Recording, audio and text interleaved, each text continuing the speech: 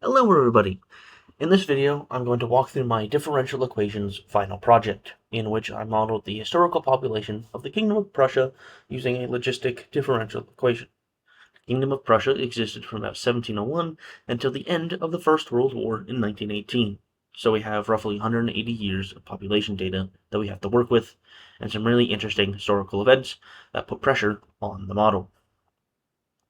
I'm going to start out with the data. I compiled 17 different population estimates spanning from about 1740, when Frederick the Great came to power, all the way until 1918, when Prussia was formally dissolved after World War I. The sources I used are census records, Wikipedia's Kingdom of Prussia article, and the Max Planck Institute for Demographic Research, which has published detailed demographic work on pre-unified Germany. You can see on this plot that I have made that the overall trend is strongly upward, from about 2.2 million all the way in 1740 up into a peak of around 40 million people, and that was about 1910, for a slight dip at the end of World War I due to casualties in the war. For the model itself, I started out with the simplest possible differential equation, which is exponential growth, where dp over dt equals r times p. This says that the population grows at a constant rate, r, proportional to its current size. The problem is that the exponential growth will just keep going forever, which obviously isn't realistic. It worked okay for early growth, but then completely broke down at a larger population.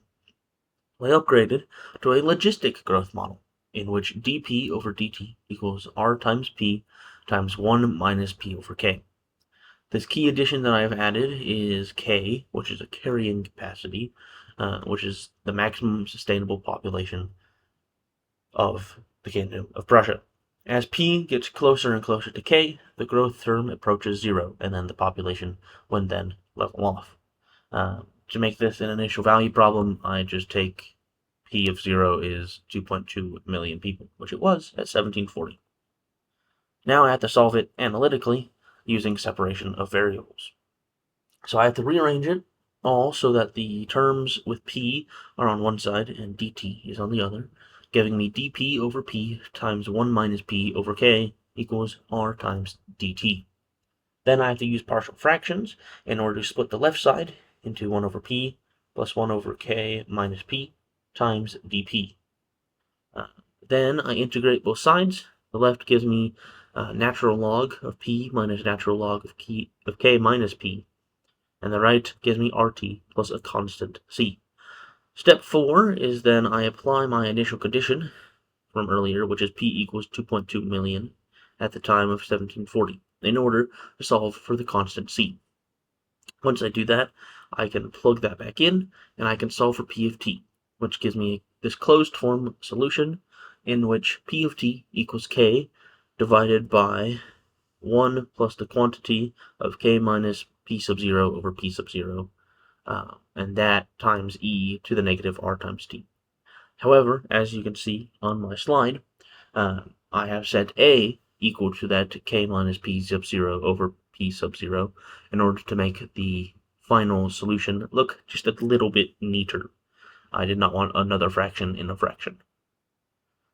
With this logistic growth formula, I can plug in any year and get a prediction of the population. This formula has two parameters that I need to estimate from the data itself. The growth rate itself, which is r, and then the carrying capacity, k.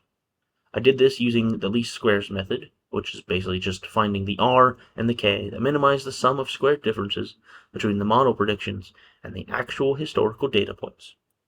The best fit values that I've come up with for r is 0.0245 per year, which is about a 2.5% annual growth rate, which is consistent with what we know about European demographic growth in that time period.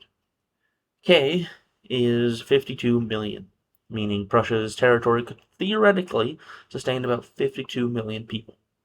By 1910, the actual population was around 77% of that ceiling.